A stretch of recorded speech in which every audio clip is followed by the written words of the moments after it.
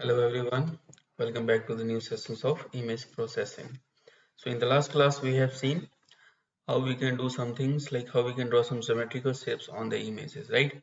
So in this class we are going to learn a new technique, that is image thresholding. This one is also one of the important features, or you can say important methods of image processing. It means like how you can separate foreground from the background. Like for example, you have seen in movies like in security purpose, let's suppose if the luggage is passing from any security purpose, right? So that camera will particular focus on the object, that is the luggage is, right, rather than the background. That is called the image thresholding, right, when you separate the foreground from the background. And so there are different methods of image thresholding, right? First let's understand in brief, because it's one of the important features, right?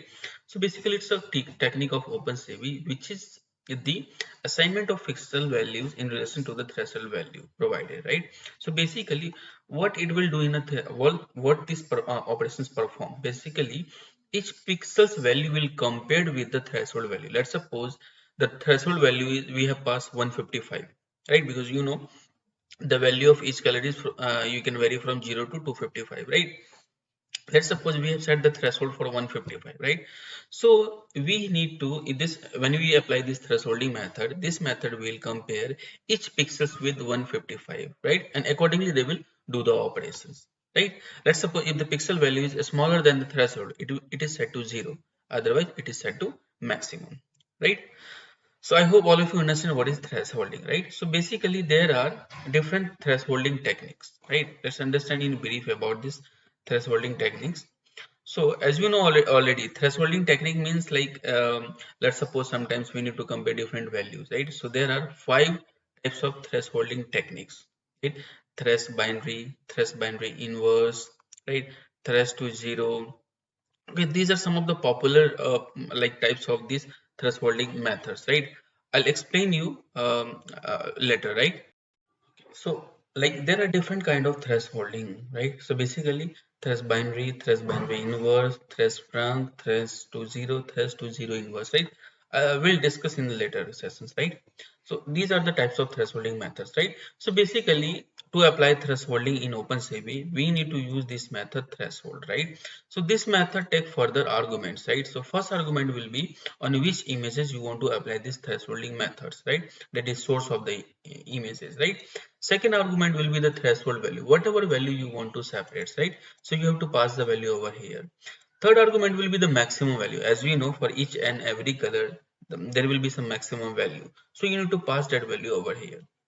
And last one is the thresholding technique. As I told you, there are 5 techniques that we can use. So whatever technique you want to use, you can pass as a fourth argument, right? So I hope all of you understand about the syntax of this thresholding methods, right? So let's quickly jump to the coding part and let's perform this activity, right? So first you need to import module, that is cv2. First let's read any images here. I'll take one images cv2.im read, and let's suppose here I'm taking some images. I have lots of images. I'll take the same images apple.jpg, right? And then after this, what I want to do, first let's resize the images of this cv2 dot resize methods. I already explained in the last class. First argument will be the images on which you want to apply this, and then you have to pass the tuple, that is size. Here I'm taking 500 comma 500.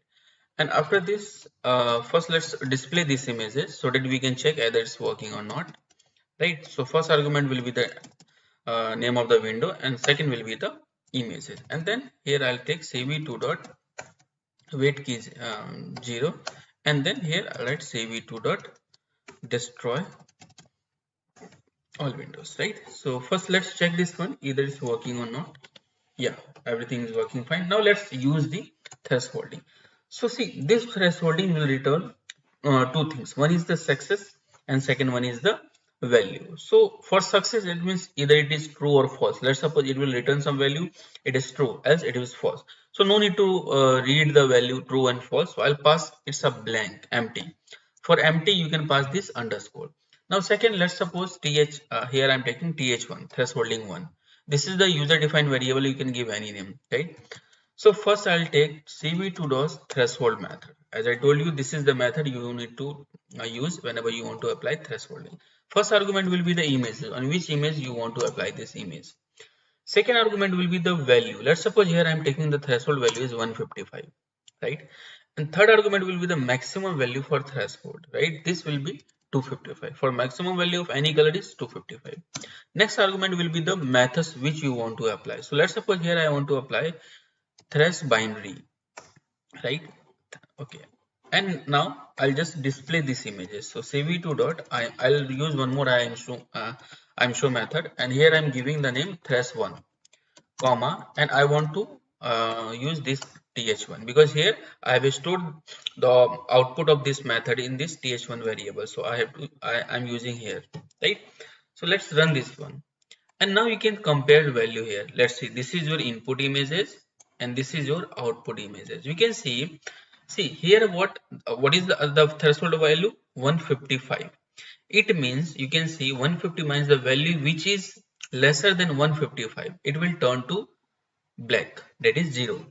Any value which is less than any value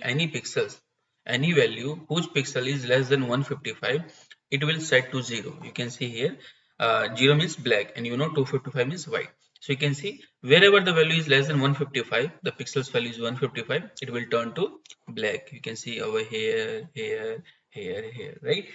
And you can see the darker region, the whiter region, this one you can see it's white, but this one is a darker region somewhere, this one is also a darker region, that's why it will set to 0, right? So hope all of you understood about like how you can set the how you can use thresh binary. Now let's see second method, that is thresh binary inverse.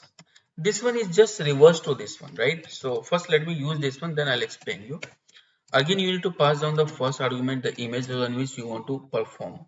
Second, let's suppose I'm taking the same value, right? And maximum is 255, but here I want to use cv2.thresh binary inverse. This is just reverse, right? And again, I'll display cv2.imshow, and let's give the name is thresh2, and then I'll call th2, right? Let's run this one, then we'll compare the value. Yeah, great. So this is your third value, right? This is the first one, and this is the second one, this is the third one. Now you can see over here, any value, any pixels, any region whose pixels is less than 155, right, is set to white, that is 2. You can see over here. So this value is less than 155, it will set to 255.